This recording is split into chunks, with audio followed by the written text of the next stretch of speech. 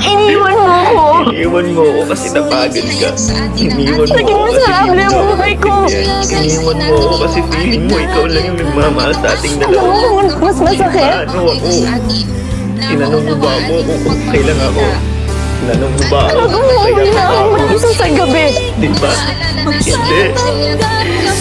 Maraming pagkakataon muling sumuko. Pero di ko ginawa. Wala akong ibang maisip kundi. Kasi pinahalagaan kita. Minahal kita. Ano ang pagkakamali ko? At iniwan mo ako Ano ang pagkukulang ko? Bakit? ng prophecy, mga kapatid na sa pagparito ng Diyos kayo. Bakit hindi ako napaglaban ng taong pinakamamahal ko? Sa kanyang mga salita. So isa-isa din natin yung anim na volume ng mga salita ng makapangyarihang Diyos. So simulan po natin sa unang volume so we can listen. So ito po yung pagkilala sa pagpapakita at gawain ng Diyos.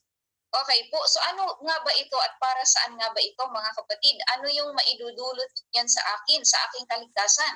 Anong maitutulong nito sa akin sa pagkilala sa Diyos? Okay, so dito tayo mga kapatid. So kung ikaw po ay may kalituhan sa gawain ng paghatol at pagkakatawang tao ng Diyos, basahin mo ang unang volume ng kanyang mga salita. Kung medyo alangan ka sa pagkakatawang tao niya, kung medyo alangan ka sa gawaing paghatol ng ating makapangyarihang Diyos, so pwede mong basahin ang unang volume. Okay po, dahil ang mga katotohanang nakapaloob po rito, mga kapatid, ay ang mga katotohanang never pa nating naunawaan before. Kahit may kaunting kaunawaan tayo, pero malabo pa rin ito para sa ating lahat. So itong ika-unang volume, yung first volume, ito po yung content nun. Sabi rito, ang volume na ito ay naglalaman ng katotohanan ng mga pangitain tungkol sa pagpapakita ng Diyos, pangunahing nagpapatotoo sa pagkakatawang tao, pagpapakita at gawain ng Diyos sa mga huling araw upang iligtas ang sangkatauhan. Kasama rin dito ang mga salita ng paghatol at paglilinis ng makapangyarihang Diyos sa sangkatauhan. Ang mga ito ay ang katotohanan na hindi naunawaan ng mga tao sa kapanahunan ng biyaya. So that time, wala mga kapatid na nakaunawa sa mga salitang ito.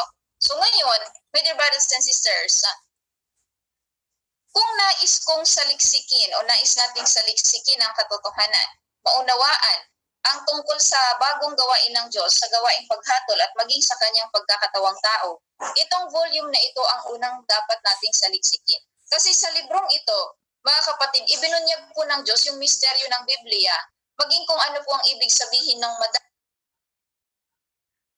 ng buhay, mga kapatid, at ang bagong Jerusalem. Maging ang sinabi sa mga salita ng Diyos na 144,000 na mananagumpay na mga anak na lalaki at ang banal na spirito, mga kapatid, ay ipinaliwanag ang mga katotohanan ito sa atin ng napakalinaw.